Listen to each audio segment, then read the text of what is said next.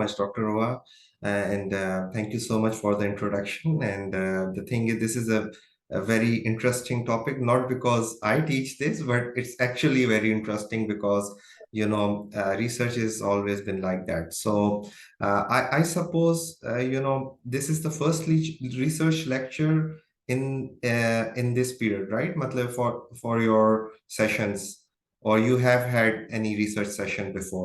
We have had on biostatistics, but not on research methodology. Okay, okay, that's great. So I hope everybody can hear me clearly, so we can just begin with our topic. So we have like 1 hour, and I would like to try के 1 घंटे के अंदर सारी चीजें आराम से हो जाए. So for the first thing which I want you guys to understand is, you hear many things like research method, statistics, epidemiology. तो स्टूडेंट्स जो हैं, खास तौर पे जो न्यू रिसर्चर्स हैं, दे बिकम वेरी कंफ्यूज्ड कि एपिडेमियोलॉजी पढ़ें या बायोस्टैटिस्टिक्स पढ़ें या फिर रिसर्च मेथोडोलॉजी पढ़ें. सो द थिंग इज के they are all one. So we need to understand that biostatistics is one of the tools of research methods, and epidemiology is another one. And research method, so we learn about the methodologies, how to do research. And what exactly does research means? It's searching. So it has to do with science. So as I tell all my students के scientist वो नहीं होता जो आप लोग समझते हैं कि लैब कोट पहना होगा और टेस्ट ट्यूब में केमिकल्स डाल रहा होगा. साइंटिस्ट हर वो बंदा है जो साइंस पे बिलीव रखता है.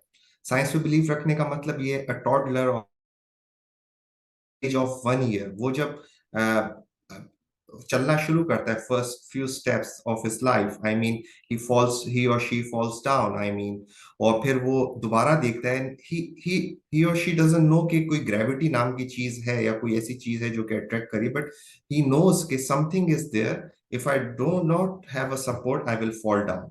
So this is, and he or she, the 1-year-old child is also a scientist who believes in science. Something is going on.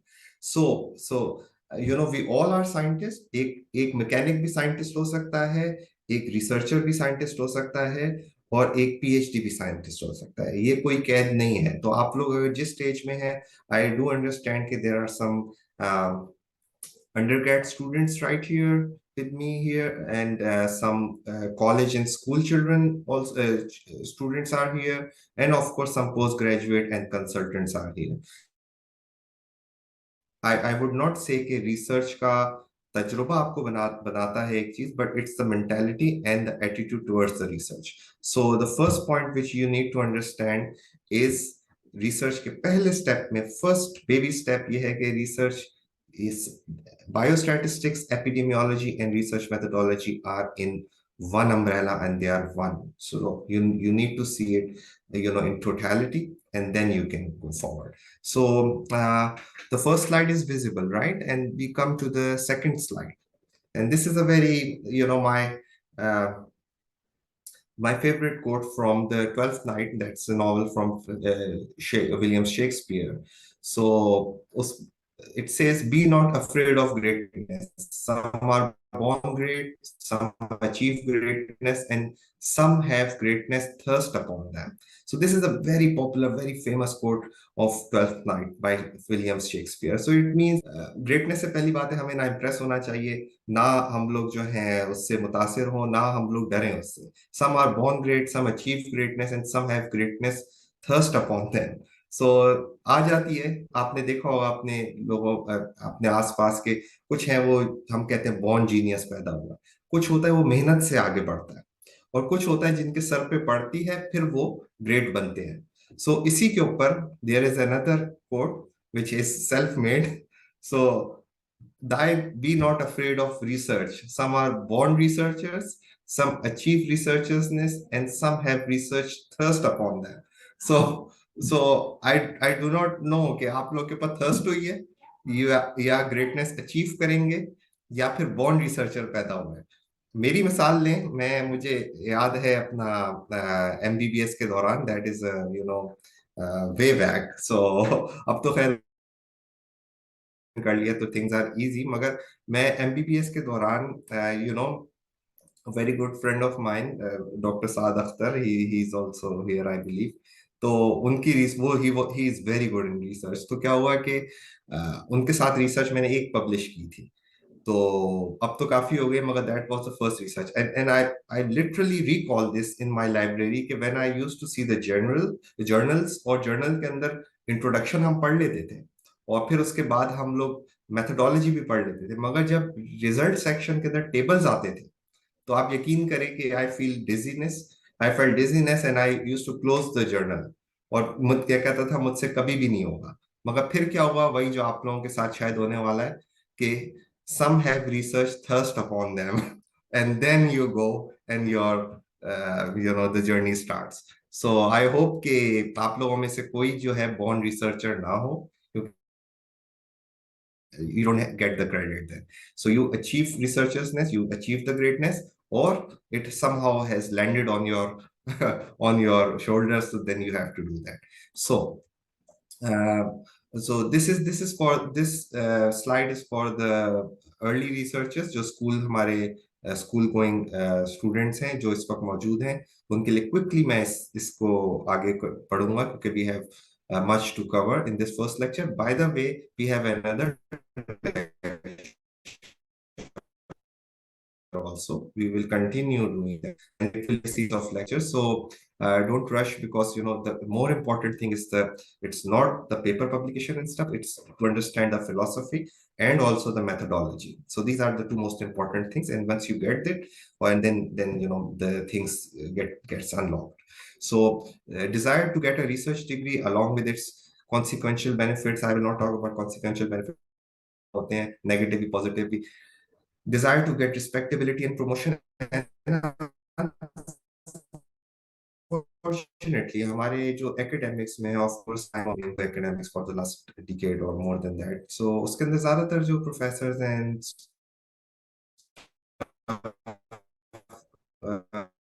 और जो PGs हैं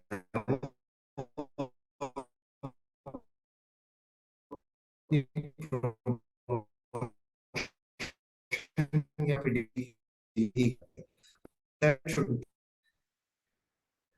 that is one major thing, and desire to get intellectual joy of doing something creative work। So this is the main point, like you feel the joy of unlocking something, and desire to be a service to the society, this is very important। and please आप लोग इस बात को मद्देनजर रखें, वो सारी कौमें जो तरक्की याफ्ता इस वक्त है दुनिया के अंदर, वो फर्स्ट मूवर एडवांटेज की वजह से, इनोवेशन की वजह से, not because of their economy, because of the innovation they have.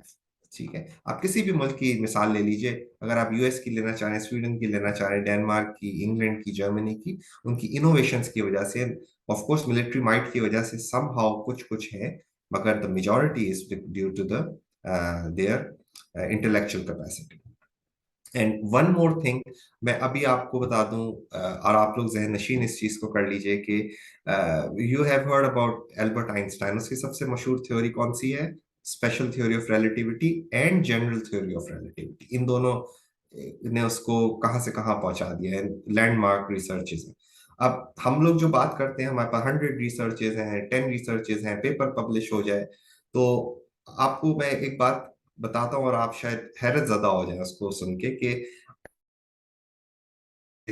special theory of relativity from 1905 to 1915, and on general theory of relativity from 1915 to 1935। For 10 years, he published one paper। Okay, so this is the quality of paper, I mean innovation, the intellectual mirage of somebody के वो एक paper करेगा मगर quality होगी। So you need to get the philosophy, वरना हमारे मुल्क में बहुत रिसर्चर्स पढ़े हुए हैं, बहुत स्टूडेंट्स रिसर्च सीखते हैं, मगर वो किसकी जीनत होते हैं? शेल्फ की जीनत होते हैं, या वैसे आर्टिकल्स जो कि कभी दोबारा पढ़े नहीं जाते हैं। So do something which you should feel proud of it. मैं ये नहीं कह रहा 10 पेपर हो, एक पेपर भी हो, मगर वो ऐसा हो जिसके ऊपर आप खुद सेल्फ कंटेंट और आप प्राउड फील करें। ठीक है, so and this is the I can tell you as a physician, वो है आई मीन सिटेशन होती है, वो होती है सेल्फ एक्चुअलाइजेशन के ऊपर। तो सेल्फ एक्चुअलाइजेशन जब भी होगी, you something out of the box आप कम्युनिटी के लिए या फिर अपने लिए करें। सो I go to the, but what is research anyway? So the most important thing is that we need to know what is research and what is not research. There's a vague definition of research in our Pakistani context and also many countries context कि हमें पता नहीं लगता कि research क्या है। तो पहले हम बात करते हैं कि research क्या नहीं है, ताकि हम क्लियर हो जाए, उसको हम दूसरी तरफ कर दें। Then the second thing is what is research, what are types of research, and what are different research methodologies, and how can we indulge biostatistics and epidemiology into the research and then make a good research proposal that should be presented to the board or your supervisor, या और उसको लेके जाएं आगे और फिर उसके ऊपर एक रिसर्च को पब्लिश किया जाए। ये आप लोगों ने शायद एक्शन पोटेंशियल पढ़ा होगा, हमें फिजियोलॉजी में पढ़ाया जाता था। एक्शन पोटेंशियल में एक चीज होती है, एक्शन पोटेंशियल 273 शायद एमवी के ऊपर आता है, ऑल और नन लॉ को फॉलो करता है। You know, if you reach that threshold, all the synapses will be opened, and if you don't reach that, nothing will happen, you know, no movement. तो इसी तरह रिसर्च में if it's not publish, आपके साथ चली गई, वापस आपके साथ कबर में चली गई, तो उसका कोई फायदा नहीं है। आई मीन उससे क्या फायदा आपको मिला, या फिर कम्युनिटी को मिला, या फिर बिलियंस ऑफ बिलियंस ईयर्स में आगे लोगों को क्या होगा? क्योंकि देखें, आई मीन के this is a 14 billion years से हम इवॉल्व कर रहे हैं यूनिवर्स, एंड 4 बिलियन ईयर्स जो है आपकी अर्थ की एवोल्यूशन है, 200,000 ईयर्स जो है वो आपकी। So, you know, everything is based on the innovation. So we will, but it needs to be recognition भी नहीं है। I mean, you need to publish that। Mendel's हो गया, या फिर बहुत सारे रिसर्चर्स हो गए जिनकी अपनी जिंदगी में शायद recognition नहीं मिली। That is not important, but doing something is important. So what is not research? Of course, Googling is not research, Wikipedia is not research, Yahoo answering, Quora, and understanding scientific phenomena by watching movies. I mean, Interstellar देख के सब लोग जो है, वो जिस तरह पाकिस्तान में हर कोई पॉलिटिशियन है ना, एक से बढ़ के एक मशवरा देगा कि ये भी हो जाएगा, ये भी हो जाएगा, ऐसा होना चाहिए, उसी तरह हर कोई साइंटिस्ट भी बन जाता है कि ऐसी चीज ये है, मेरे ख्याल से ऐसी है। तो साइंटिफिक वर्ल्ड के अंदर personal opinions do not weight anything. I mean उनका इतना ज्यादा, एक अगर डॉक्टर कहता है, 80 साल का डॉक्टर है, आप चले न्यूरो सर्जन है, कि मेरे एक्सपीरियंस के लिहाज से ये चीज होगी, मल्टीपल डिजीज होगी, तो इसका ये होना चाहिए, या उस तरह प्रेजेंट किया, या फिर कोई सर्जरी का केस है, I am not a surgeon, तो मगर उसका 80 साल का एक्सपीरियंस एक मेटा एनालिसिस को, एक साल के मेटा एनालिसिस को beat कर सकता। Meta analysis will be referred, end of course सबसे कम हियरार्की में सबसे नीचे आओ, तो चाहे जो भी डॉक्टर कहे ऐसा नहीं होता। इसकी मिसाल मैं आपको दे सकता हूँ, ऑल्टरनेट मेडिसिन के ऊपर मेरा बिलीफ भी है, और मैं हर चीज को रद्द नहीं करना चाहिए। सबसे जरूरी एक चीज होती है कि आपको आपको जहन थोड़ा सा खोलना होता है, एंड इट्स नॉट अबाउट कि मैंने जो कहा है वो सही है। नजरियाती इख्तलाफ या फिर डिफरेंस ऑफ ओपिनियन जो है वो एक आइडियाज जनरेट करते हैं। सो हम लोग समझते हैं ना, हकीम वगैरह की जो है दवाइयां ये काम नहीं करती हैं, हिकमत में कुछ मेडिकेशंस एंड एलोपैथी के, होम्योपैथ जो है वो ज्यादा वे नहीं करती, मगर उससे भी इलाज मुमकिन है। आई मीन हमें ओपन रहना चाहिए, मगर the problem lied there was के उन्होंने अपना ट्रांसफर नहीं किया। ठीक है, एक बंदे को बाप बेटे को करता था, बेटा अपने बेटे को, और वो इल्म आहिस्ता आहिस्ता खत्म होता। इसी तरह ये इल्म जो है, इस वजह से इतना एलोपैथी बड़ा है कि हमने ट्रांसफर किया है एक दूसरे को। अभी देखिए मेरी क्लास है, फॉर एग्जाम्पल 50 को मैं कर रहा हूँ, आप लोग आगे थोड़ा सा तो कंटेम्पलेट करेंगे ना, रात को चले 1% भी आ गया तो आप तो सोचेंगे हाँ भाई ये ऐसे होना चाहिए, ऐसा चाहिए। तो it will go beyond the boundaries. और इस वक्त तो देखें, मतलब है जूम है, सारी चीजें। तो the most important thing which I did not cover here, यकीनन आप लोगों के जहन में होगा, what is not not research is chat GPT. ठीक है, आजकल chat GPT chat GPT is a good source, मैं भी हर रोज खोलता हूँ, मैं भी चीजें इसमें करता हूँ, मगर not for research. I mean उसके पास डेटा भी 2021 का, एंड इवन दो 2023 का भी हो, फिर भी it artificial intelligence means something which mimics human brain. I mean, मगर human brain carries 100 billion neurons, और supporting cell तो उससे भी ज्यादा है, और हमारी बॉडी में 40 trillion cells, human cells, 40 trillion bacterial cells. I mean उसका मुकाबला अगर आप चैट जीपीटी से करना चाहते हैं और उससे रिसर्च लेना चाहते हैं, तो मेरे ख्याल से ये आप लोगों की अपनी सेल्फ एस्टीम के लिए सही नहीं है। सो वो आपको फैक्ट्स दे सकता है, आपको आई मीन डेटा दे सकता है, मगर आप लोगों को आइडियाज नहीं दे सकता। तो प्लीज मेक श्योर कि आप उससे फैक्ट जरूर इकट्ठे कीजिए, गूगल से भी कीजिए। Of course something has to be based on empirical views, not कि मैंने सोचा था कि ऐसा होना चाहिए, ऐसा नहीं है। फिर आप एक हाइपोथेसिस बनाते हैं।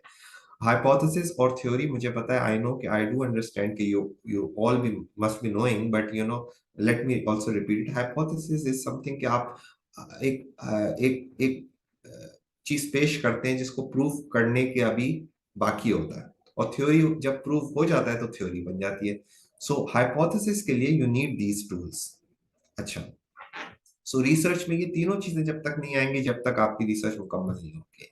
ठीक है, और मेरा ख्याल है कि अगर किसी ने इतनी मेहनत करके दुनिया में, आई मीन रिसर्च की फील्ड इतनी आगे तक पहुंची, और फिर कंक्लूजन आज से 100 ईयर की रिसर्च के बाद, by the way I am ये जो मैं सारी रेफरेंस अपनी स्लाइड्स कर रहा हूँ, ये मेरी अपनी नहीं है, Oxford text book of public health की है। ठीक है, तो अगर अगर उन्होंने लिखी है after you know 100 of scientific data और रिसर्च के टूल्स वो डेवलप कर रहे हैं, तो कर लेना चाहिए।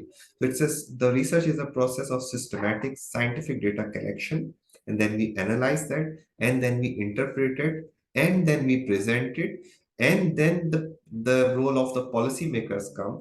कि अगर हम कहें कि डॉक्टर जुल्फिकार भुट्टा की बहुत सारी रिसर्चेज हैं मेल न्यूट्रिशन के ऊपर, ऑफ कोर्स है उनकी, उनका काम वहां तक ही था, मगर अब पॉलिसी मेकर्स का काम है कि उसको ट्रांसलेट किया जाए।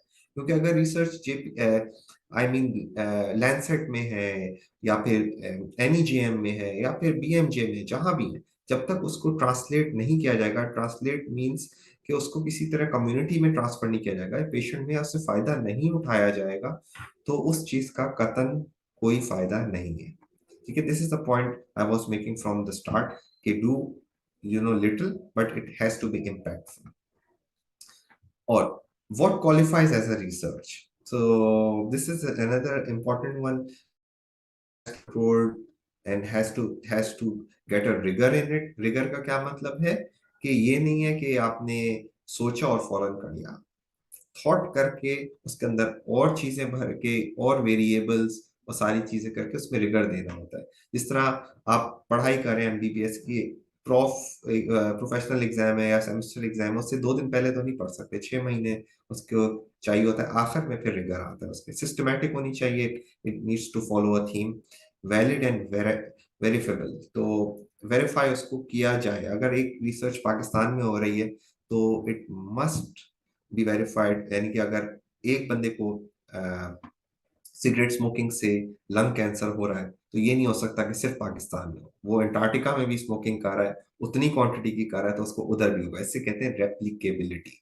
तो it has to be replicable. तो हमें इस चीज का अंदाजा, हम इस चीज का ख्याल रखना कहाँ कर रहे हैं, और वही रिसर्च रेप्लिकेट करें किसी और एनवायरनमेंट में, तो it should give somehow similar results, but as far as we are talking about human species, right? वरना तो बिलियंस ऑफ स्पीशीज मौजूद हैं हमारे में करते हैं।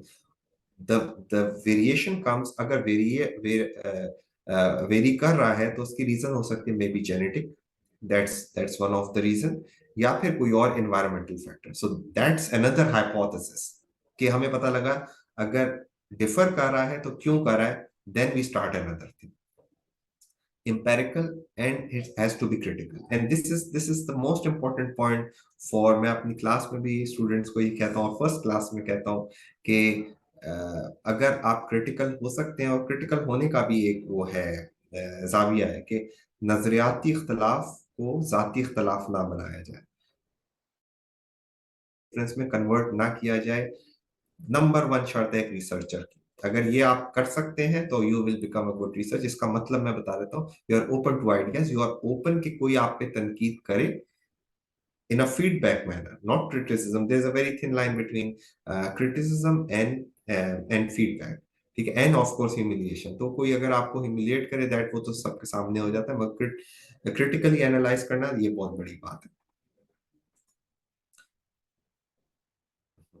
So purpose is to find out solutions to problem. It may attempt to answer a question to determine a relation between two or more variables. Now we are talking about the methodology. Case smoking का relation lung cancer से है कि नहीं है। ठीक है, अब ये सिर्फ कह देना कि सिगरेट पीने से लंग कैंसर होता है या पान गुटखा खाने से ओरल कैंसर होता है, so this is not enough, you need to show it. Because वही बात है, अब फर्स्ट टाइम जिसने किया था एल्टर ऑशनर ने शायद इसको अपनी लैंडमार्क रिसर्च के अंदर, यानी कि उससे पहले भी हुई थी मगर उसकी लैंडमार्क रिसर्च थी जिसके ऊपर एविडेंस स्टैब्लिश हो गया था। So we need an evidence to back that finding. So Alton Ochsner ने क्या किया कि 500 बंदे लिए सिगरेट स्मोकिंग जो करते थे, 500 लोग लिए जो सिगरेट स्मोकिंग नहीं करते थे, और उनको फॉलो किया for the next 10 years. And the people who were smoking, I mean, there was like 4 or 5 times more prevalence of getting lung cancer in those patients as compared to patients who did not smoke. So we need to have a comparison group. याद रखिएगा, हम ऐसे हवा में बात नहीं कर सकते कि इसमें ऐसा हो गया, किससे कंपेयर हुआ, किस टाइम पे हुआ, कितने अरसे में हुआ, then we need a comparison. हाँ, अब जो सवाल आता है कि आज से 100 साल पहले जब देयर वाज नो एविडेंस कि cigarette leads to lung cancer, एक एक एक हमारे हैं जो भी पार्टिसिपेंट है, फॉर एग्जांपल नासिर है, नासिर ने किया cigarette leads to lung cancer और उन्होंने 10 साल फॉलो किया, और मैंने एक रिसर्च की कि alcohol leads to lung cancer. आप तो बता सकते हैं किसकी रिसर्च सही है इनमें से? चले, आप लोगों का मेरे ख्याल से म्यूट है, मगर मैं आंसर बताता हूँ इसका। ज्यादातर स्टूडेंट्स कहते हैं कि lung cancer, smoking leads to lung cancer is a valid research, and alcohol leading to lung cancer is not a valid research. But the answer is both are valid researches. Result का क्या आना ये हमारी जिम्मेदारी नहीं है। क्या वो अल्कोहल यूजर्स को जबरदस्ती खींच के क्या वो उसमें लिया था कि लंग कैंसर हो रहा है? नहीं, it creates like is the liver cancer and many other cancers, right? So हमारी जिम्मेदारी होती है बड़े ऑनेस्टली एक रिसर्च को करें और मेथोडोलॉजी उसको फॉलो करें और अच्छी रिसर्च करें। रिजल्ट्स का हमें नहीं करना होता। मैं एक थीसिस उसके एवेलुएट कर रहा था, पीएचडी थीसिस थी, तो वो स्टूडेंट बड़ा परेशान, कहते हैं कि सर मेरे रिजल्ट्स नहीं आए। मैंने कहा what you mean by results नहीं आए? कहते जो मैं करना चाह रहा था वो नहीं आया। तो मैंने उससे पूछा क्या आप वो करना चाह रहे थे, जबरदस्ती अपने रिजल्ट्स को खींचना चाह रहे थे? सो जबरदस्ती नहीं हो सकता। रिसर्च जो आ रही है, your job is to just mention कि क्या रिजल्ट्स आए। मैं इसकी एक एग्जांपल आपको बहुत अच्छी दे सकता हूँ, बहुत अच्छी दे सकता हूँ कि लोग कहते हैं कि cross sectional study which we will come into like after 5 minutes, हम 5 या 10 मिनट्स में हम रिसर्च डिजाइन पे आएंगे। तो क्रॉस सेक्शनल स्टडी होती है, सर्वेज होती है बेसिकली। मैं पेशेंट्स के पास या किसी के पास भी, और मैंने उनसे उनकी नॉलेज असेस कर ली, प्रैक्टिस उनसे असेस कर ली, और उसको मैंने लिख के सबमिट कर दिया। अब पीपल से कि अच्छे जर्नल्स में नहीं पब्लिश होता। लास्ट मंथ की मैं आपको बात बता रहा हूँ कि अच्छे तरीके से लिखा हो, अच्छी अच्छी मेथोडोलॉजी हो, तो 5 impact factor that is considered to be a very good impact factor उसमें पब्लिश हुआ है, क्योंकि and it did not carry any positive result. जो मैं समझ रहा था उसका बिल्कुल उल्टा आया। It there's there was no results which are something they could have caught the attention of the readers, but वो पब्लिश हुआ 5 इम्पैक्ट फैक्टर में। So the researchers do not see कि आपका रिजल्ट कोई बहुत लिक्रेटिव आया है या फिर इस तरह का आया है, मगर दे सी कि आपने रिसर्च अच्छी की है कि नहीं की। Of course there is a certain bias, publication bias होता है। वहां भी इंसान ही बैठा हुआ है, तो बाइसेस होते हैं हमारे अपने, तो कभी कभार अनइंटेंशनली वो चीज ऊपर आ जाती है, but that's another thing. So the main types of the researches are quantitative and qualitative. अगर आप लोगों में से कोई फर्स्ट टाइम रिसर्चर है तो प्लीज वो लिख लीजिए अपने नोट्स में कि there is only two types of major researches. There are one is qualitative and one is quantitative. And hold a second, अभी आप नाम से बताइए, मतलब you know uh, the adjective says is qualitative means something to do with the quality, right? And the quantitative means something to do with the quantity. So qualitative research जो है वो neglected होती है because वही बात है, publication बायस होता है, बहुत सारे कम जर्नल्स हैं जो कि पब्लिश करते हैं. इस वजह से हमारे सुपरवाइजर्स भी और हमारे मेंटोर्स भी हमें कहते हैं कि नहीं बेटा आप जो है क्वांटिटेटिव करें. मगर okay, I know some people who are very good at quantitative researches and some are very good at qualitative researches. Qualitative research का एक बाइस है कि वो जो है पब्लिकेशन में थोड़ी सी कम जर्नल्स हैं जो कि एक्सेप्ट करते हैं, that is a fact. But you know discourage नहीं कर रहा मैं आपको, मगर आप जरूर करनी चाहिए. My many of my researches are qualitative and majority of them are quantitative. But quantitative के साथ फिर वही मसला है, p value, confidence interval, this and that. तो उसमें जो है, जो न्यू रिसर्चर जो है ना, वो फिर छोड़ देता है, गिव अप कर देता है. तो आप लोग डरिएगा नहीं इससे. आगे हम आपको लोगों को ये भी बताएंगे कि क्वांटिटेटिव के किस तरह मेथोडोलॉजी यूज करके ये सब चीजें क्या होती है, पी वैल्यू क्या होता है, कॉन्फिडेंस इंटरवल क्या होता है, और किस तरीके से इनको मेजर किया जाता है. क्योंकि याद रखिएगा कि एक दफा क्लियर हो जाए, आपके माइंड के अंदर आ जाए, and then you have a passion for doing it, then everything is becomes very easy. So but now the matter is at your stage, of course. मेरा यही ख्याल है, जिस तरह हम लोग चलते हैं, एक बच्चा जो है चलता है, गिरता है, फिर उठता है, फिर वो पकड़ता है जगह को, इसी तरह आप लोग भी शुरू कर दें. ज्यादा से ज्यादा क्या होगा, पब्लिश नहीं होगी मगर कहीं ना कहीं जरूर नेशनल जर्नल में पब्लिश हो जाएगी. मगर रिसर्च का क्या होगा, आपको एक फ्लो आ जाएगा और आप यू वुड नो कि हमने क्या क्या गलती की थी, और आप एमेच्योर उसमें कम से कम बन जाएंगे. तो what kind of research to choose? I mean, the major researches are qualitative and quantitative. So मैं आपको एक मिसाल दे देता हूँ कि एक रिसर्च है, what is the incidence of allergic rhinitis among Air Force pilots? ठीक है, तो एलर्जिक राइनाइटिस आपको पता है क्या होता है. पढ़नी चाहिए, क्वांटिटेटिव पढ़नी चाहिए. So the answer is pretty clear. I mean you need to do quantitative. Incidence है ना, इंसिडेंस कितने लोगों को, एयरफोर्स पायलट्स को एलर्जिक राइनाइटिस होता है. अच्छा, then it's not complete. I mean we need to complete the sentence. Research में ऐसे हम नहीं बोल सकते कि कितने लोगों को. फॉर एग्जांपल मुझे याद है कि मैं क्यू बैंक गया, एक क्यू बैंक में फर्स्ट टाइम पेपर बनाने गया मैं डाओ में यूनिवर्सिटी में. तो एक पेपर बना हुआ था, उसमें क्वेश्चन बना था, what is the prevalence of depression in Pakistan. So does it sound a good question? I mean they have 5 choices beneath that, but what was missing? I mean, what it could have been, what is the prevalence या incidence of depression in Pakistan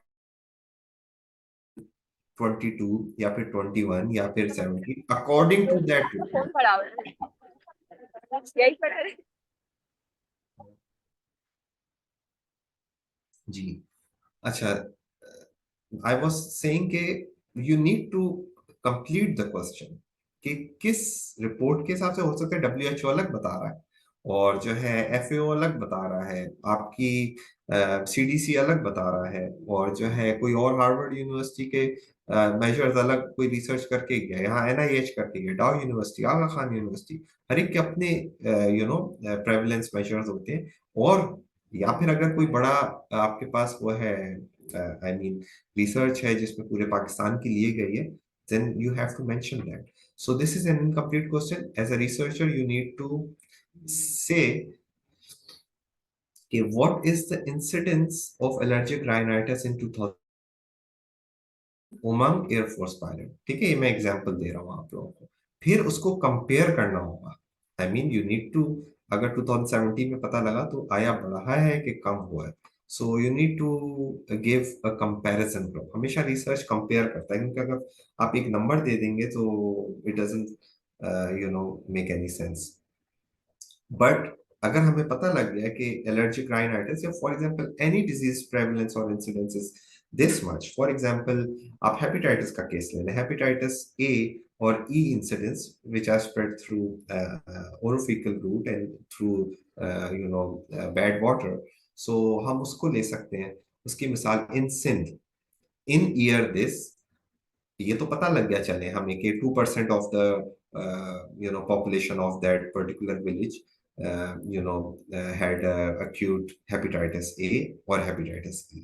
Then what were the factors, what were the risk? असली तो question यही है ना कि हमें पता लग गया, फायदा कैसे होगा? जब तक हम उसके पीछे नहीं जाएंगे, हम ये नहीं देखेंगे कि व्हाट वर द फैक्टर्स और उनको सही नहीं करेंगे तो फिर आगे नहीं हो सकता। तो पूरी की पूरी रिसर्च जो है, चाहे पूरी दुनिया में आप यूएस में करें, कनाडा में करें, पाकिस्तान में करें, अफ्रीका में करें, अंटार्कटिका में करें, या फिर आर्टिक कंट्री में किसी में करें, एक ही रिसर्च रहेगी। सिर्फ दो चीजें हैं, रिस्क फैक्टर, एसोसिएशन देख रहे हैं हम किसके साथ, आउटकम के साथ। और आउटकम का दूसरा नाम होता है डिजीज, और रिस्क फैक्टर का दूसरा नाम होता है एक्सपोजर। तो इट इज होल रिसर्च, चाहे आप साइनॉप्सिस बनाएं किसी भी चीज के, मास्टर्स थीसिस हो, डेसर्टेशन हो, पीएचडी थीसिस हो, कोई पेपर पब्लिकेशन हो, कोई मेटा एनालिसिस हो, कोई रैंडमाइज कंट्रोल ट्रायल हो, कोई क्रॉस सेक्शनल स्टडी हो, कोई केस कंट्रोल स्टडी हो, दुनिया की कोई भी रिसर्च उठाए, उसमें सिर्फ दो, what is the association of exposure to the outcome, या फिर व्हाट इज द रिलेशन या association of the outcome with the exposure. ठीक है, दो चीजों को रिलेट करना है, इसी एक चीज को करने से फायदा नहीं है। सो ये बात मेरे ख्याल से आप लोग लिख लीजिए, एक तरफ रिस्क फैक्टर स्लैश एक्सपोजर, और एक एरो बनाए जो दोनों तरफ जिसका एरो हो, दूसरी तरफ आउटकम या डिजीज। सो अब डिजीज जो है वो चेंज हो गया है आउटकम के नाम से, उसकी वजह है क्योंकि अब लेटेस्टली ये कहते हैं कि having an ice cream in the evening elevates your mood. So you know तो एलिवेशन ऑफ द मूड या अच्छा मूड होना, ये कोई डिजीज तो नहीं है, ये तो आउटकम, पॉजिटिव आउटकम है। सो हम अब डिजीज नहीं कहते, हम ये वर्ड इस्तेमाल करते हैं एक्सपोजर। सो किसी भी चीज का, इसकी मिसाल ले लेते हैं, smoking is the exposure and outcome is the lung cancer, ठीक है। Alcohol is the exposure and outcome is the liver cancer. So तो ये हम इस तरह करके करेंगे। अच्छा, अब then we have to hypothesis. ये किसी भी रिसर्च के शुरू में after the literature search, of course इसमें लेटर स्लाइड्स में मैं थोड़ा सा आप लोगों को लिटरेचर सर्च के बारे में बताऊंगा कि कौन से टूल्स आप इस्तेमाल करते हुए लिटरेचर सर्च ऑथेंटिक वे में कर सकते हैं। और probably some people may find this lecture very easy, but they should also listen to that because this is the background, and as we go ahead तो इसके लेवल्स बढ़ते रहेंगे। और ऑफ कोर्स अगर यहाँ कोई चीज मिस हुई, फॉर एग्जांपल समबडी से इसके अभी क्रॉस सेक्शनल और कोहॉर्ट और केस कंट्रोल में डिफरेंस या कोई क्रिटिकल पॉइंट भूल गए, तो और अभी नेक्स्ट में कैरी किया, फिर then it's very difficult to come back and catch on that. So for the first thing is we make an hypothesis, and there are two types of hypothesis. One is alternate hypothesis, जिसको हम denote करते हैं H और A के साथ, जिस तरह अभी आप स्लाइड पे देख रहे हैं। और दूसरा हाइपोथेसिस होता है H नॉट, यानी कि नल हाइपोथेसिस, HN, जीरो का साइन हम बना देते हैं। सो अब लेमैन टर्म के अंदर एक आप लेमैन तरीके से ये समझ लें कि ऑल्टरनेट हाइपोथेसिस है जो हम चाह रहे हैं, और नल हाइपोथेसिस है जो एंटी कार है। फॉर एग्जांपल मैंने एक रिसर्च की कि having an ice cream have people who have ice cream in evening have good mental health, ठीक है। सो मैं ये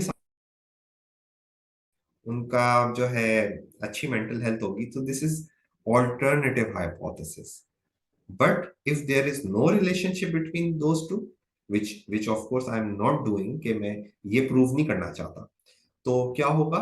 तो that is, there is no relationship between having an ice cream and a good mental health is H naught, null hypothesis. ठीक है, जो anti कर रहा है, आपकी कोशिशों को एंटी कर रहा है, but that is also okay.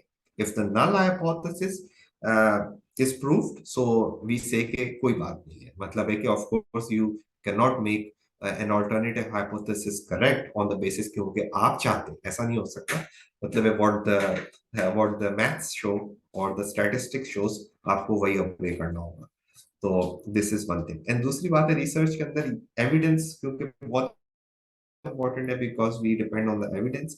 तो लीगल जो लॉ के लोग होते हैं, आपने सुना होगा जज जो है वो अपना, तो ही or she does not say कि I have I have found him guilty, ठीक है ना, और I have found him guilty or her guilty. So this is one thing. But if somebody is not found guilty, they do not say कि innocence, he has been found innocent. कभी सुना है आप लोगों ने?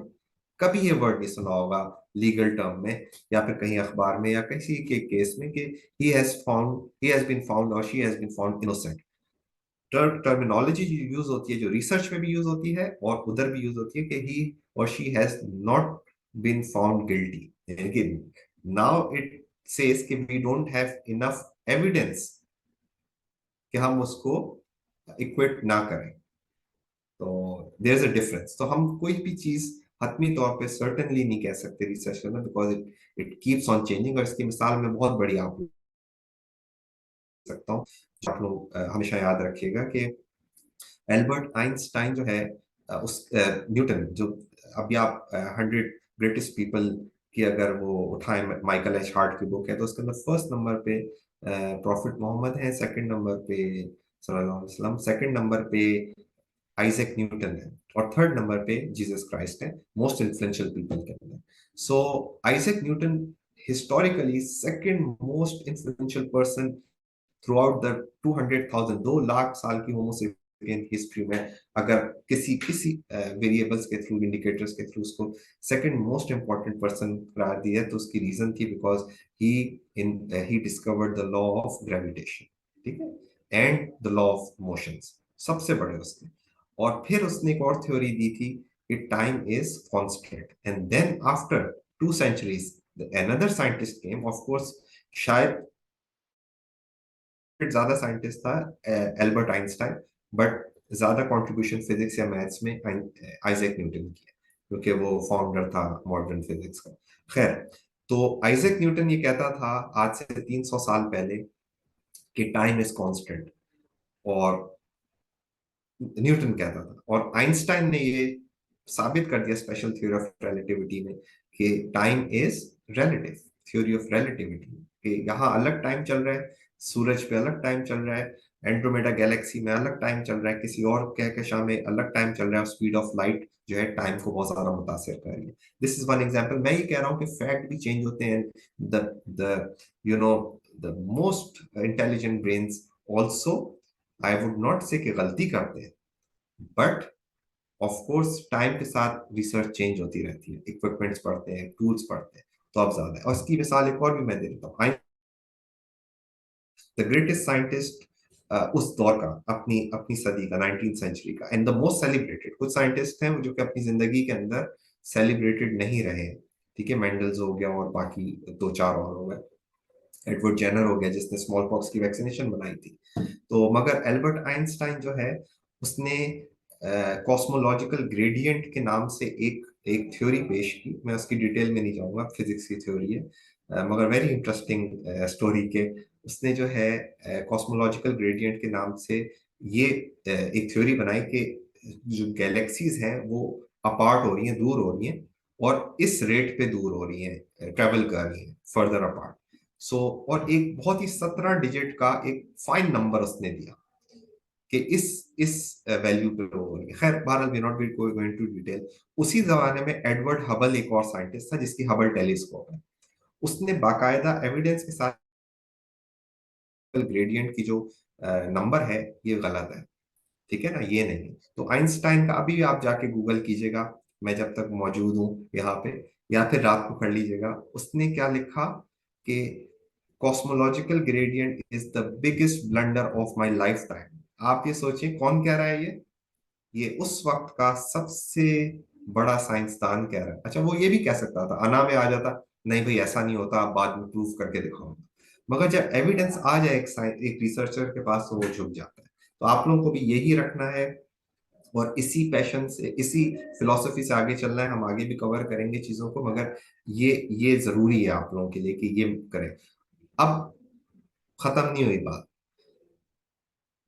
न्यूयॉर्क टाइम्स, वॉशिंगटन टाइम्स, सारी दुनिया के अखबारों में हेडलाइन थी कि आइंस्टाइन ने कहा है कि cosmological gradient is the biggest blunder of my life time. एक इतना बड़ा साइंसदान अपनी उम्र के आखिरी हिस्से में ये कह रहा है, ठीक है।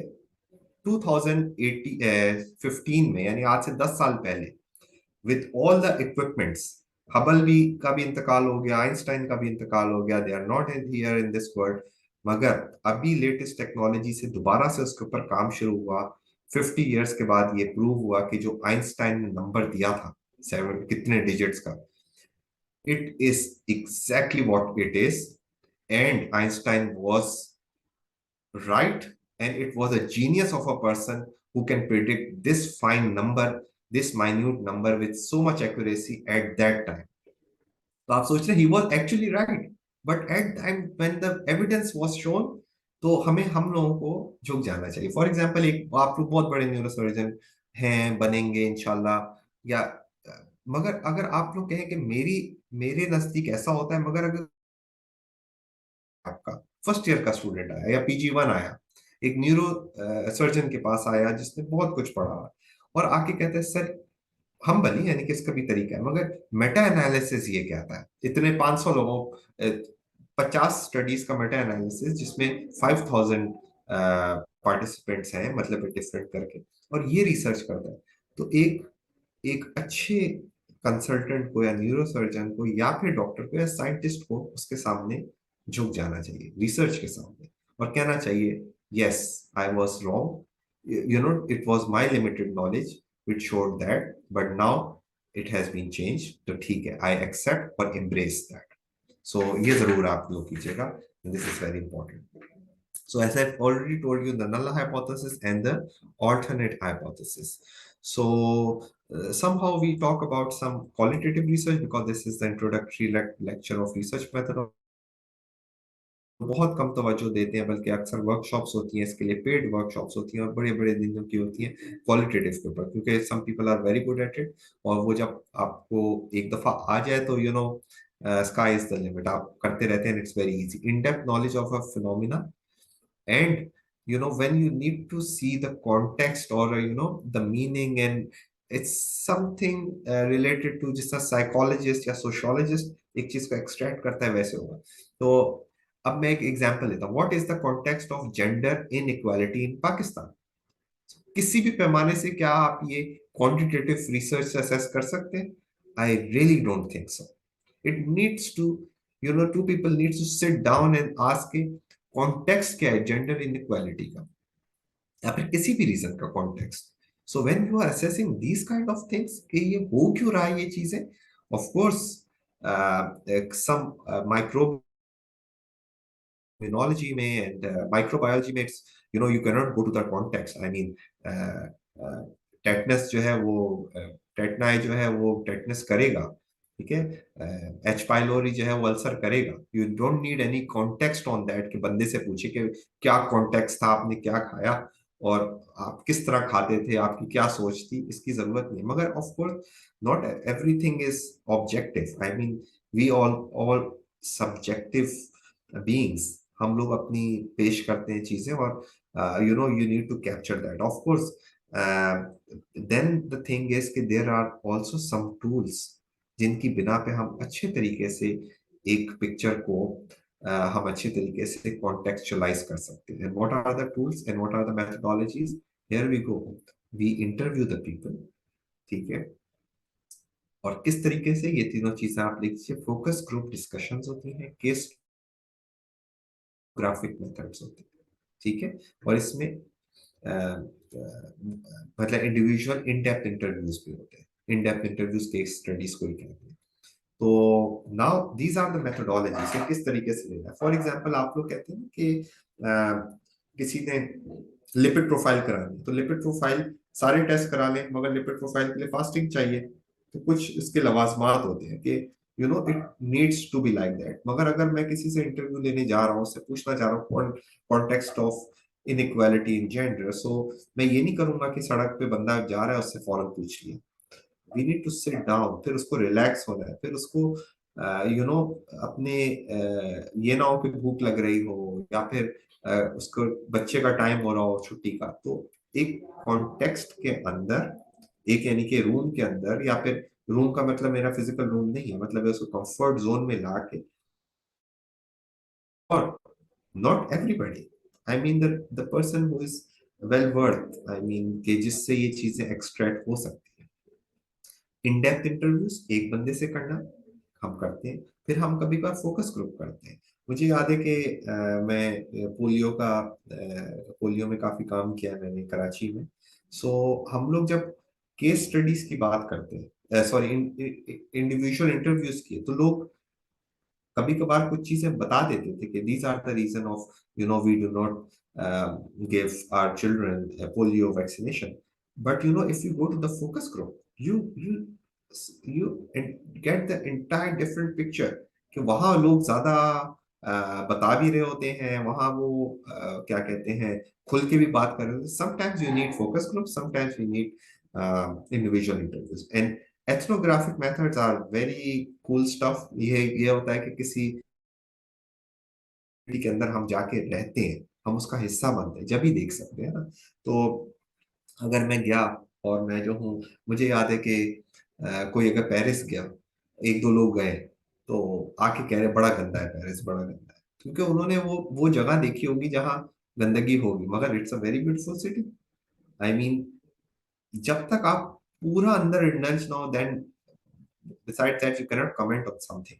So इसी तरीके से हम कम्युनिटी में जाते हैं, हम बात करते हैं कि मेल न्यूट्रिशन की ये वजूहात हैं, ये इसकी वजूहात हैं, उसकी वजूहात हैं, मगर जब तक हमें इन डेप्थ नहीं पता लगेगा, उसका कॉन्टेक्स्ट नहीं पता लगेगा, उनके साथ रह के नहीं होगा, तब तक हम नहीं कर सकते। इसी वजह से जो अच्छे एथनोग्राफर्स होते हैं, वो रिसर्च से पहले 2-3 महीने आके बैठ जाते हैं, कम्युनिटी से पीआर बढ़ाते हैं, उनके तौर तरीके अपना लेते हैं, उनके साथ चाय पीते हैं, और फिर करते हैं, then we get a very good research. और बिलीव मी, ये अच्छे जर्नल्स में NEJM, ठीक है ना, मैं आप लोगों को इस पे लिख रहा हूँ चैट बॉक्स में, और आप भी ना वो कर लीजिएगा। ज्यादातर को पता होगा, मगर जिनको नहीं पता, हमें तो सबको लेके चलना है। मैं एक सेकंड सबको लिख देता हूँ, मीटिंग ग्रुप चैट NEJM, ये आज ही आप इसको ना एक्सप्लोर कीजिएगा। NEJM Dr. Shah Kamal, can you pull your slides as a slideshow? This has been requested as well. Sorry, The slides as a slideshow? it is on the slideshow, right? No? No, it's not. Yes, that's right. Okay. Thank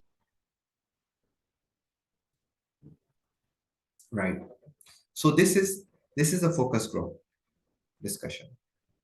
ठीक है ना, इस तरह करके होती है। And 7 to 10 people होने चाहिए, ज्यादा से ज्यादा क्राउड नहीं होना चाहिए। और ये एक अफ्रीकन सोसाइटी में हो रहा है, और ये तो एजुकेशनल एक चीज के ऊपर पूछ रहे थे, मगर द थिंग इज कि इस तरीके से लिया जाता है। तो this is just a flavour of that, I am just giving it to you. अच्छा, what is the criteria, I mean, of a good research topic? Topic कुछ भी हो सकता है, but it has a relevance. I mean knowledge, attitude, and practices of diarrhea in Pakistan, what, ये आप कर तो लें, आई मीन हेपेटाइटिस का भी कर लें, knowledge, attitude and practices, but आप खुद दिल पे हाथ रख के देखिए, उससे कोई फायदा है? I mean for the sake of research की है, मगर उससे क्या फायदा हुआ? I mean we all know कि क्या नॉलेज है, क्या एटीट्यूड है। फिर अगर कोई रिसर्च करता है कि what are the organisms which causes cerebral abscess, तो वी ऑल नो कि कौन से हो सकते हैं, यानी कि उसके ऊपर एक रिसर्च करना, या हेपेटाइटिस या ट्यूबरकुलोसिस, वी ऑल नो कि कौन से करते हैं, तो उसकी होनी चाहिए, feasibility होनी चाहिए. Of course, at some level, you have a liberty and room and the cushion for doing the big research which are really funded. Grants काफी मिलती है, मगर अगर नहीं भी मिलती, अगर आप अपने सेल्फ फंडेड कर रहे हैं, so you know आप उसमें देख सकते हैं कि feasibility के अंदर it's not the money stuff, it's कि how feasible it is in the time and the time constraint. I mean, एक मास्टर्स थीसिस है फॉर एग्जांपल, उसके पास 6 महीने, एक पीएचडी थीसिस है उसके पास 4 साल है, एक एफसीपीएस की डेसर्टेशन है, उसको क्लिनिकल वर्क भी करना है भाई, उसको बहुत आगे उसकी टफ जॉब है, वो कितना दे सकता है, हर रोज 1 घंटे से ज्यादा नहीं दे सकता, हर रोज भी 1 घंटा, मैं बहुत ज्यादा बता रहा हूँ, आधे घंटे से ज्यादा नहीं दे सकता, तो अपने लिहाज से फिजिबिलिटी. एक स्टूडेंट है अभी मेरे पास जो है, अभी आई 2 लड़कियां, ताकि you know this is a medical school where I am teaching, but KGS की 2 लड़कियां हैं, पता नहीं उनको इंटरेस्टेड कि हमें रिसर्च करनी है, और बाकायदा हर हफ्ते वो जो है ना मैसेज करें कि हमने इस पे ये सोचा, और हर हफ्ते मैं उनको मना कर देता हूँ कि ये रिसर्च सही नहीं है, ये सी रिसर्च सही नहीं है, ठीक है ना. अब आप देखिए डिस्करेज भी नहीं हो रहे वो लोग. This is the main thing कि हम उनको मेंटरशिप कर रहे हैं, और उनको ऐसा पैशन है कि गलत जाते हैं तो हम बताते हैं सही, आप आए सही जगह पे आए, तो वो उसी तरीके से अपने आप को बेहतर करके हर हफ्ते आ रही है. And believe me this is amazing. I mean once you try, मगर self funded, of course they do not have grants, they do not have money, but it has to be feasible and acceptable. Of course आप जाके फॉरन HIV के बारे में हर एक से नहीं पूछ सकते, एसटीडीज के बारे में नहीं पूछ सकते, या फिर आप प्रेगनेंसी इश्यूज के बारे में, या फिर किसी भी इस तरह की बातों में, या फिर आप क्या कहते हैं अबॉर्शन एंड चाइल्ड बर्थ के बारे में आराम से नहीं बात कर सकते जब तक उसको बहुत ज्यादा एक्सेप्टेबल नहीं बनाएंगे. सो this is also an important consideration. And cost effectiveness is one of the most important, of course, and ethical considerations. Of course, you cannot ask somebody to eat पान छालिया, ठीक है ना, in order to see कि उनको oral cancer हो रहा है कि नहीं. आप किसी से नहीं कह सकते भाई पान छालिया खाओ 100 लोग, और पान छालिया ना खाओ 100 लोग, और मैं देखूंगा. हाँ, जो खा रहे हैं उनको आप ऑब्जर्व कर सकते हैं. Ethical consideration. सो रिकॉल कर लेते हैं एक दफा. It's the research is a systemic scientific data collection, analysis and interpretation. CAI याद रखिएगा, कलेक्शन करना है, एनालिसिस करना है एंड इंटरप्रिटेशन करना है. तो अब आप कहेंगे कि मेटा एनालिसिस काफी लोगों ने किया हुआ होगा, आप लोगों में से हो सकता है एडवांस है, बहरहाल जिन्होंने नहीं किया उनको मैं अभी थोड़ी देर में बता दूंगा. तो कलेक्शन, उसमें तो कलेक्शन नहीं होती डेटा की, उसमें भी होती, पेपर्स की कलेक्शन तो होती है. So every research involves these 3 steps. And variables क्या होता है, नाम बता रहा है, अभी आप छोड़ दें उसको कि वेरिएबल क्या होता है. वेरिएबल ही होता है जो चीज वेरी कर रही हो, and the opposite is constant. So everything which varies is a variable. So everything which we study is variable because life is a variable. I mean, हम we don't know, आते जाते रहते हैं, कोई बड़ी बात नहीं है, और कुदरत कारखाना है, कुदरत में जिंदगी और मौत कोई बहुत बड़ा अमल नहीं है. I mean, it has to do many other things, making from the galaxies to the atoms and the Planck field and everything. So ये सब चीजें वेरिएबल है. Variables are concept for things which are measured, manipulated, and controlled in the study. And do not take manipulated as the manipulation word. Manipulated का मतलब है कि उसको हम टाइटर कर सकते हैं, कि देखते हैं कि फॉर एग्जाम्पल के सिगरेट स्मोकर्स कितने हैं, ठीक है, तो उसमें उसने 20 से शुरू किया, 20 एज से, मगर उसकी प्रेवलेंस बदल गई 20 to 40. मगर फिर एक और रिसर्चर ने किया, मेरे एक स्टूडेंट ने किया था, मैंने थीसिस सुपरवाइज की थी, 16 to 34 वही पीरियड्स हैं, मगर यंग अडल्ट की डेफिनेशन चेंज हो गई. यंग अडल्ट की डेफिनेशन जो है इसको कांस्टेंट नहीं है पूरी दुनिया में, कोई कुछ कहता है, कोई कुछ कहता है, कोई कहता है 60, कोई कहता है 20 से अबव है, कोई कहता है 25 से अबव है. तो it can be manipulated in the positive sense, not in the negative sense. Quantitative designs have at least 2 types of variables. One is dependent variable and one is independent variable. ये भी आप please लिख लीजिए. Dependent variable क्या है, पहले dependent करें, जिस पे पूरी रिसर्च डिपेंड करी. हम देखना क्या चाह रहे हैं, लंग कैंसर और स्मोकिंग है, तो इसमें डिपेंडेंट वेरिएबल कौन सा है, देखना क्या चाह रहे हैं, लंग कैंसर क्या है? स्मोकिंग करता है नहीं करता, मेल है या फीमेल है, कितने अरसे से स्मोकिंग कर रहा है, कहाँ रहता है, क्या काम करता है, ये सब इंडिपेंडेंट है। डिपेंडेंट एक या दो ही होंगे जो आप देखना चाह रहे हैं। सो ये बात क्रिस्टल क्लियर कर लें कि डिपेंडेंट क्या है, जिसके ऊपर पूरी रिसर्च आपकी डिपेंड कर रही है।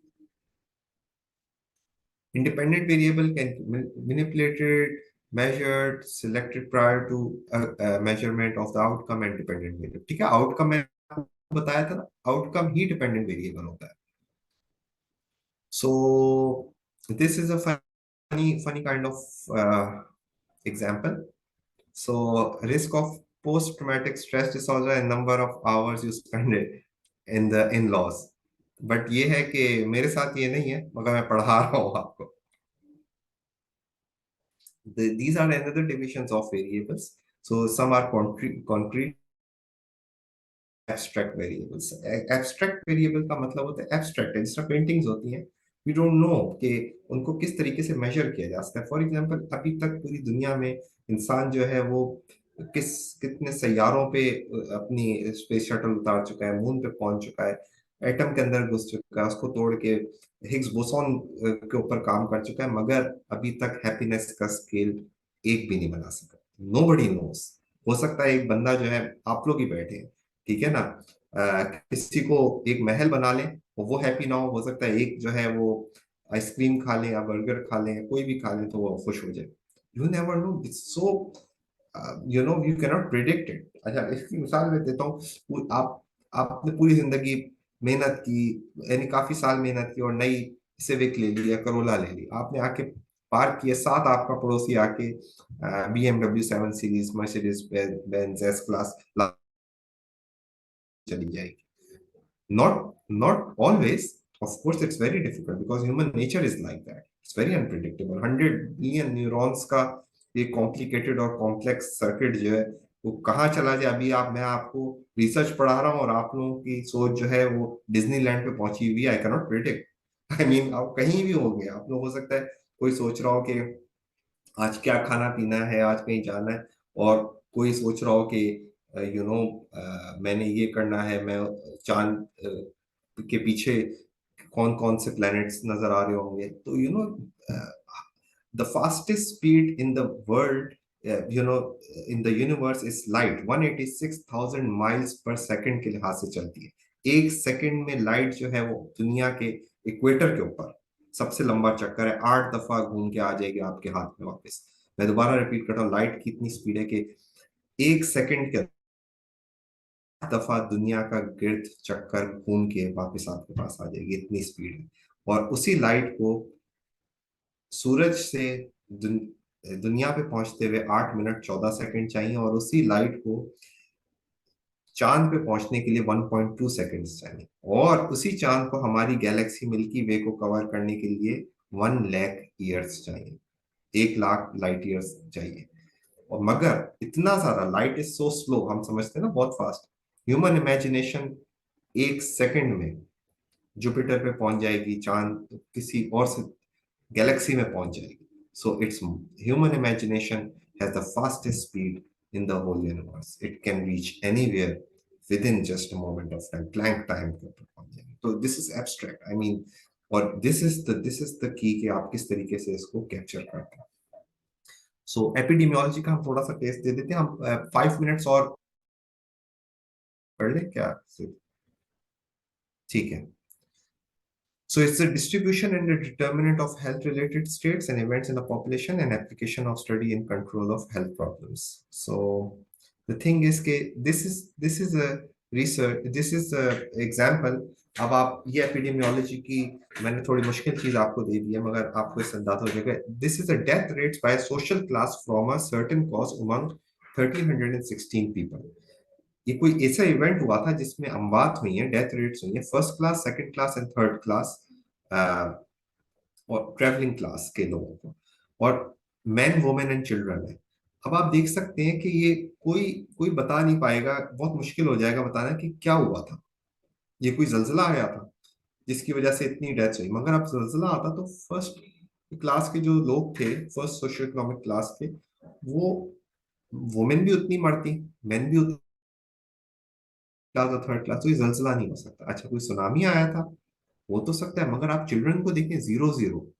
और थर्ड क्लास के, थर्ड सोशल क्लास के जो चिल्ड्रन है वो 66%। सो दिस इज, अच्छा कोई एपिडेमिक आया होगा, ये काफी पहले की बात है, कोई ऐसा इवेंट हुआ, मगर एपिडेमिक में भी वो वो फर्स्ट क्लास के, फर्स्ट सोशल क्लास की वुमेन को उसने नहीं किया, सेकंड सोशल क्लास की वुमेन को नहीं किया, चिल्ड्रन को नहीं किया। ये कौन सा एपिडेमिक है जो थर्ड सोशल क्लास के चिल्ड्रन को मारेगा और फर्स्ट और सेकंड को नहीं करेगा? तो एपिडेमिक भी नहीं हो सकता। ठीक है, वॉर हो सकती है, यस वॉर हो सकती है, ठीक है, कि of course men die more in war, वो ठीक है, मगर द वुमेन, इतना कॉन्ट्रास्ट होना ये नहीं है। सो द आंसर इज, अब आप देखिए, what is the cause? This is, this is the actual statistics, this is event which took place in 1912, जब एक शिप बहुत बड़ी इंग्लैंड से निकली यूएस के लिए, और वो जोहान्सबर्ग से टकरा के टूट गई। So even though these events have a distribution, so this capturing the distribution of the variables is epidemiology. So epidemiology हम इस पे आप खत्म करेंगे 5 मिनट पे, कि एपिडेमियोलॉजिकल स्टडीज जो है वो, रिसर्च मेथोडोलॉजी के बारे में मैंने आपको बता दिया अच्छा खासा। एपिडेमियोलॉजी ऑब्जर्वेशनल होती है और इंटरवेंशनल। इंटरवेंशनल का दूसरा नाम क्या होता है? इंटरवेंशनल का एक्सपेरिमेंटल भी कह सकते हैं। ऑब्जर्वेशनल है, नाम से याद रखिएगा, ऑब्जर्वेशनल का मतलब सिर्फ ऑब्जर्व करना, आपने टच कर दिया पेशेंट को, यानी कि कुछ दे दिया, इंटरवीन कर दिया, तो the moment you intervene it becomes an interventional और एक्सपेरिमेंटल। ऑब्जर्वेशनल में भी there are two types. Descriptive क्या नाम से पता लग रहा है, you only describe, you are only observing and you are only describing, and observational second time is analytical, तो इसमें यकीनन हम एनालिसिस कर रहे हैं। और इंटरवेंशनल स्टडीज में हम with randomisation and without randomisation ये रिगर दे देते हैं, जो मैंने फर्स्ट सेकंड स्लाइड में आपको बताया था, it has to get a high rigour. So any research which has had a random kind of a methodology, it does provide some rigor in that. So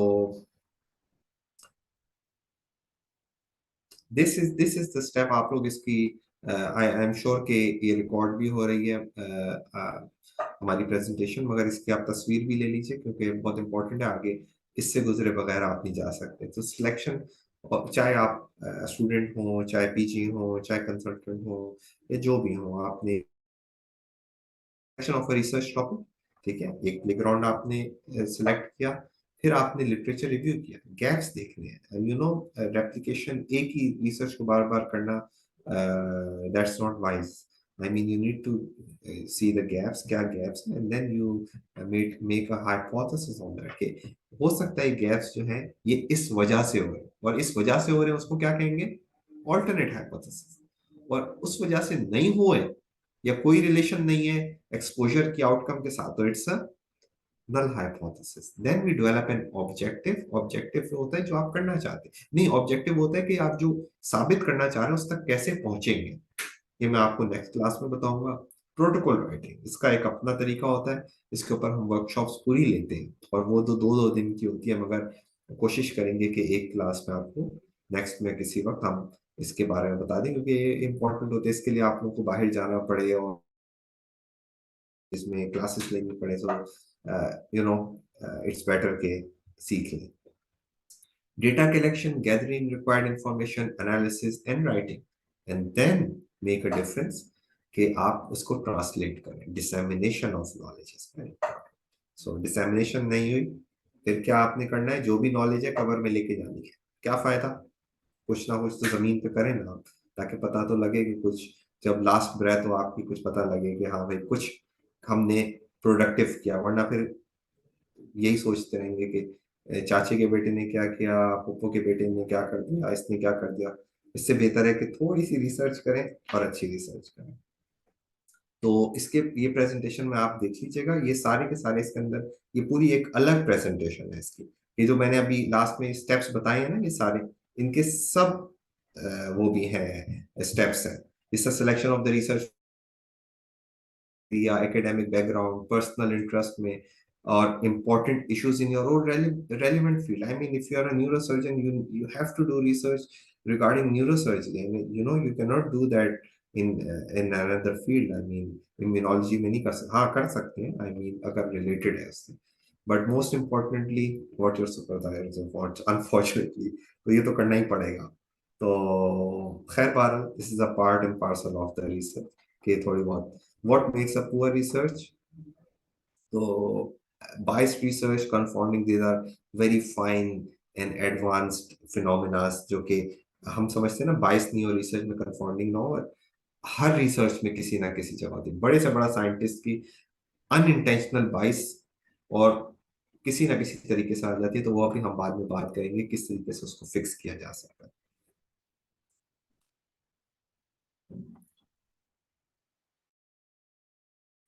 So the research question सबसे पहले बनाना है, it has to get a good literature review. जो भी students मेरे पास आते हैं, मैं कहता हूँ आराम से पहले गूगल स्कॉलर या पबमेड पे देखें, सर्फ करें, जिस तरह आप फेसबुक इंस्टा को सर्फ करते हैं उस तरह लिटरेचर रिव्यू को सर्फ करें और देखें कि क्या हो सकता, क्या है क्या नहीं है, उसके अंदर डल हो जाए, फिर आपको शौक पैदा होगा. अवेलेबल रिसोर्सेज का assess करें कि मेरे पास कितने पैसे हैं, कितना टाइम है, और क्या मेरे पास इतनी स्ट्रेंथ है, मेरे दोस्त इतने हैं, कर सकते नहीं कर सकते, फिर ड्यूरेशन, टेक्निकल इंपॉर्टेंस, ये सारे स्टेप्स हैं, ये आप कर लीजिएगा. मैं आखिरी स्लाइड पे आता हूँ जो कि बहुत इंपॉर्टेंट है. हाँ, ये तीन जो है सर्च इंजन है, पबमेड, गूगल स्कॉलर, पार्क मेडिनेट, ठीक है ना. ये वो रिसर्च है. मैं एग्जैक्ट मेडिनेट बेशक अगर किसी को नहीं जाना हो तो ना जाए, मगर हर मुल्क की कुछ अनपब्लिश रिसर्चेस होती है. थीसिस सुपरवाइज किए फॉर एग्जांपल कितनों को, 25 को अगर किए, 25 से 30 को एमफिल स्टूडेंट्स को, या फिर मास्टर्स या फिर एफसीपीएस को, तो आप उनमें से टोटल मेरे ख्याल से 5-6 की पब्लिश होगी, 20 की हुई नहीं होगी. तो वो क्या जाया हो गई? नहीं, कहीं ना कहीं जरूर होगी, अनपब्लिश रखी होगी. तो you need to know that, you can reference that, that's no problem. तो पबमेड पे, यू ऑल नो, पबमेड पे करना है हम इसको, और अभी नहीं इसको हम डिस्कस कर रहे कैसे करना है, मगर उसमें वो करते हैं हम, इंपॉर्टेंट वर्ड्स लिखते हैं या फिर ऑथर का नाम. ये एक इम्पॉर्टेंट स्लाइड है, इसके बगैर नहीं हो सकता काम. इसके भी आप स्क्रीनशॉट ले लें या तस्वीर ले लीजिए कि इसके अंदर स्टडी डिजाइन, जो ऑब्जर्वेशनल स्टडी होगी आपकी, या फिर आपकी एक्सपेरिमेंटल स्टडी होगी, हम लेटर बताएंगे. रैंडम चीजें मद्देनजर रखनी है. Then the study setting, of course you have to mention that in protocol, that आप कराची में करें तो कराची में कौन से डिस्ट्रिक्ट में करें, कौन सी सेटिंग में, एकेयू में करें, डाउ में करें, जियाउद्दीन में करें, या मेमन में करें. यानी कि you need to specify the setting. Sample size has to be appropriate. I mean, you cannot publish a research which is not representative. Research का मकसद ये है कि it should represent the population. I mean, if it's not representative, so it doesn't mean anything. Sampling technique, which of course is another very important aspect, and here the researchers make a lot of mistakes, and the biases and the confounders and the random mishaps comes here. Sampling technique में इसको भी हम fix कर सकते हैं. these are very अच्छे इसके tools बने हुए. गैंट चार्ट सबसे इंपॉर्टेंट है, टाइमलाइन, ठीक है. आप अपनी जिंदगी में भी टाइमलाइन लाइए और रिसर्च में भी कि इतने में करना है, कर दूंगा या कर दूंगी. डेटा कलेक्शन प्रोसीजर, और जिससे सब लोगों को डर लगता है, जो सबसे विलन होता है पूरी रिसर्च में, हम समझते हैं, वो होता है स्टैटिस्टिकल एनालिसिस, कि यहाँ आके अच्छे से अच्छा बंदा जो है वो हिम्मत हार जाता है. मगर ऐसी कोई बात नहीं है, कि इसके टूल्स आ जाए तो यू कैन डू दैट. फिर ऑफ कोर्स एथिक्स कमेटी जरूरी है कि उसको असेस करें, and do not be afraid of these committees, because it gives you feedback. Unless and until somebody is there जो कि आपको बिला वजह, कुछ लोग होते हैं वो मतलब हम भी कमिटीज के पार्ट होते हैं, scientific committee, ethics committee, BSR, academic council, इन जो यानी कि रिसर्च के इश्यूज आते हैं तो कुछ लोग करते हैं, मगर ज्यादातर लोग आपको फीडबैक देते हैं. तो फीडबैक को बहुत क्रिटिकली लिया जाए, और अगर कोई पेपर आपका रिजेक्ट हुआ है तो the best thing which can happen to you is कि you ask for a feedback, कि आपने रिजेक्ट किया, प्लीज मुझे इसकी थी लिमिटेशंस, जो कि मैं अगली बार ना करूँ या इसी में सही करूँ। सो ये भी आप इसका भी स्क्रीनशॉट ले लें कि introduction, what, why, who. Literature review में हम देखते हैं व्हाई एंड हाउ। मेथोडोलॉजी में रिसर्च हाउ कैसे करेंगे, इनका ऑब्जेक्टिव तक कैसे पहुंचेंगे। Data tells us what, and then we state that our limitations and strengths, and then we conclude. But conclusion also needs to be verified, replicable होती है। पूरी दुनिया में एक वक्त में 1000 रिसर्चेस एक ही टॉपिक पे एक ही वेरिएबल पे चल रही होती है, and it doesn't matter कि you prove something has to be right, you are open to that. So I would like to thank you। ये इन साइंटिस्ट का नाम तो आपको पता होगा, Stephen Hawkings, and he passed away some years back, 5 years back. So he had like upper and motor, you call that, but इनका सिर्फ और सिर्फ एक आई मूव करती थी, and at the age of 18 I believe doctors ने इसको बता दिया कि you have only 3 years to live। So अगर मुझ जैसे बंदे को, कमजोर बंदे को या जाहिल बंदे को बता दिया जाए कि 3 साल है जिंदगी के, तो मैं कहूंगा कि या तो आप पूरी दुनिया घूमाए या या डिज्नीलैंड और इस तरह करके, या फिर मैं डिप्रेशन में चला जाऊंगा। तीसरी चीज होगी मैं अल्लाह अल्लाह करूंगा कि आप क्या कर सकते हैं। मगर इन्होंने, he was doing his PhD and he completed his PhD, और इन्होंने हर चीज को चैलेंज किया। And then what happened, I think 80s में he was and when he passed away, तो नेचर ने भी टाइम दिया इसको। Nature is not that cruel. एक बंदे को 3 साल के बाद उसको 50 साल दे दिए। अब यू आर डिस्कवरिंग समथिंग, तो उसने भी ब्लैक होल्स के राज और टाइम के राज इन पर खोल दिए। So the nature also chooses somebody who has a passion for that. So here I think I would finish that, and we